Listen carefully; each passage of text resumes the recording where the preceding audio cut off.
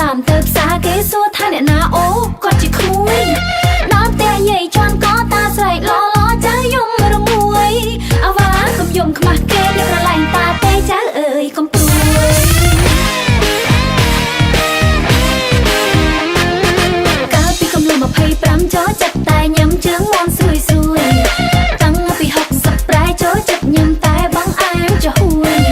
ភ្លៀងសាច់សាច់រងងាហ៊ីងយំឆ្លើយគ្នាយាយវាសំភួយហុកខ្លាយមិនស្ដាយបងស្ដាយតែមិនតាន់បានឡើងពុយឈួយ